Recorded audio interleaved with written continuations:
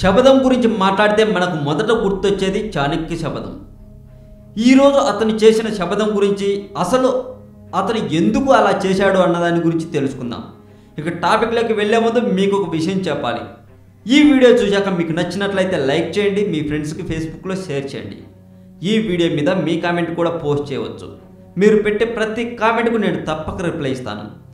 మరింత ఇలాంటి సమాచారం తెలుసుకోవడం కోసం సబ్స్క్రైబ్ చేయండి తెలుగు మోజే ఛానల్ని. ఇప్పుడు అసలు విషయానికి వెళ్దాం. చాణక్యుడు గురించి చెప్పే ముందు మీకు మౌర్య సామ్రాజ్యం గురించి మీకు చెప్పాలి.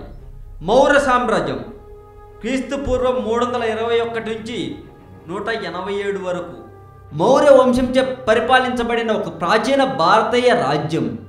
ఇది చాలా బలమైన మరియు విశాలమైన సామ్రాజ్యంగా వెల్లువిరిచిన రాజ్యం.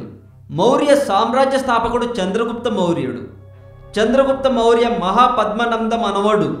చంద్రగుప్త మౌర్య నందరాజులకి అడవి జాతికి చెందిన మురా అనే స్త్రీకి జన్మించినట్లు కొంతమంది చెబుతూ ఉంటారు. చంద్రగుప్తుని తల్లి పేరు మురా అనగా అడవిలో నెమళ్ళని పెంచే జాతికి చెందినావిడ అని. ఈ విధంగా తల్లి పేరును మౌర్యగా మార్చుకొని తన రాజ్యమును పాలించాడు అని చెబుతూ ఉంటారు. నంద వంశస్థుల వలన అవమానం పొందిన చాణక్యుడు ఎలాగైనా నందరాజ్యం నాశనం చేయాలనే ఆశయముతో చంద్రగుప్తుడిని రెచ్చగొట్టి తన చేతితోనే తన వంశస్థులను చంపేలాగా చేశాడని కొంతమంది చెబుతూ ఉంటారు. చంద్రగుప్త మౌర్య నంద వంశస్థుల కుమారుడు అని, దీనితో బలం పుంజుకున్న చంద్రగుప్తుడు క్రీస్తు పూర్వం 322లో నందవంశ పరిపాలనకు తెరదించి తానే ఒక మహా సామ్రాజ్యాన్ని స్థాపించాడు అంటారు. ఇప్పుడు చాణక్యుడి గురించి తెలుసుకుందాం. మొదటి మౌర్య చక్రవర్తి అయిన చంద్రగుప్తుని ఆస్థానంలో ప్రధానమంత్రి మరియు తక్షశిల విశ్వవిద్యాలయంలో అర్థశాస్త్ర విభాగానికి అధ్యక్షుడు. కౌటిల్యుడు మరియు విష్ణుగుప్తుడు అనే పేర్లతో కూడా చాణక్యుడిని పిలుస్తారు. చాణక్యుడు చతుర్విధ పురుషార్థాలలో రెండవదైన అర్ధ పురుషార్థం గురించి అర్థశాస్త్రాన్ని రచించాడు. ఇతడు తన సూక్ష్మ బుద్ధితో శత్రువులను జయించి భారతదేశంలో మొదటి చక్రవర్తిత్వాన్ని నెలకొల్పిన విధానం విశాఖ దత్తుని ముద్రా రాక్షసం అనే సంస్కృత నాటకంలో వివరించబడింది.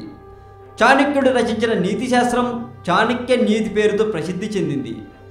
చాణక్యుడు తక్షశిల విశ్వవిద్యాలయంలో బోధించేవాడు.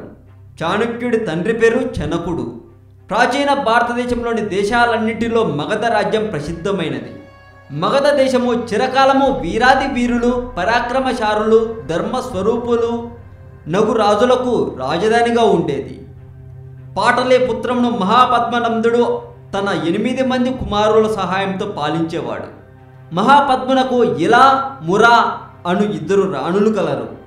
ఇలకు 8 మంది కుమారులు జన్మించారు. మహాపద్మునితో కలిపి వీరిని నవనందులని అనేవారు. రెండో వారియగు మరయందు జన్మించినవాడు చంద్రగుప్తుడు. అందగాడు బుద్ధిమంతుడు అయిన చంద్రగుప్తుడిని సవతి సోదరులు 8 మంది కలిసి పగపట్టి ఎలా అయినా చంద్రగుప్తుడిని చంపాలని నిర్ణయించుకుంటారు.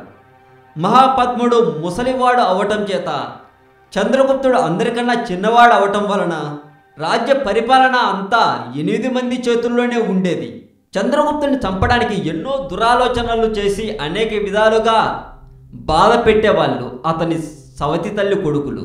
చివరికి చంద్రగుప్తుడికి తినడానికి సరైన తిండి కూడా ఉండేది కాదట. చివరకు సత్రంలో ఉంటూ కాలం గడిపేవాడట. మరి ఇలాంటి ఒక వ్యక్తికి రాజ్యం ఎలా లభించింది? అందుకు చాణక్యుడు ఎలా సహాయం చేశాడు ఇప్పుడు మనం తెలుసుకుందాం.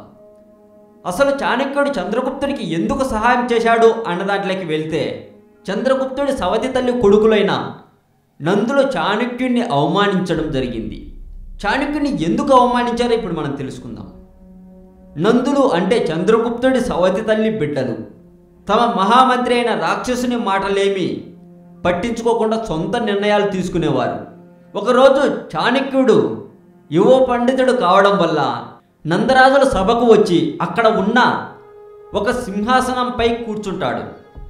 నందులు అక్కడికి వచ్చి ఉత్తమ పీఠము మీద ఉన్న ఆ పేద బ్రాహ్మణుని అంటే చాణక్యుడిని సింహాసనం నుండి కిందికి లాగుతారు. రాక్షస మంత్రి ఎంత చెప్పినా వినరు. పండితులు పూజనీయులని, అలా చేయడం తప్పు అని చెప్పినా వాళ్ళు అతని మాటలు వినరు. అవమానంతో కుంగిపోయిన చాణక్యుడు ఆగ్రహించి ఓ నందాదములారా, అందరి మధ్యలో నన్ను ఇలా అవమానించారు.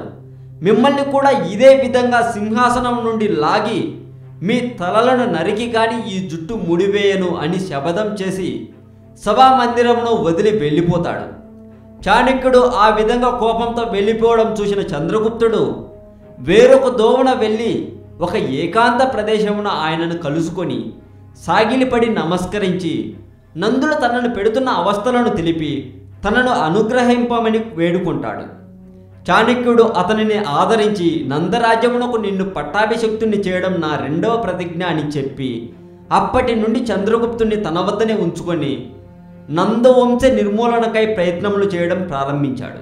ఇంకొంతమంది చెప్పుకునే దాని ప్రకారం చంద్రగుప్తుడి బాల్య జీవితం భారతీయ సాంప్రదాయ ప్రకారం తక్షశిల విశ్వవిద్యాలయంలో ఆచార్యుడైన చాణక్యుడు అనే గురువుకు అలెగ్జాండర్ భారతదేశం మీద దండయాత్ర సమయంలో తూర్పు భారతదేశానికి చెందిన మగధ సామ్రాజ్యంలో దొరికాడని చెబుతారు.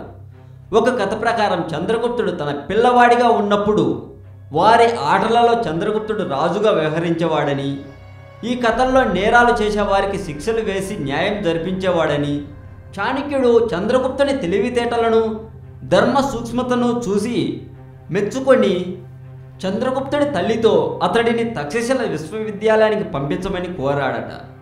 అందుకు ఆమె అంగీకరించడంతో అతడు అక్కడే విద్యను అభ్యసించాడని చెబుతూ ఉంటారు. అలాగే అతని తల్లి అయిన మురా పేరు మీదుగానే మౌర్య సామ్రాజ్యాన్ని స్థాపన చేశాడని నమ్ముతారు.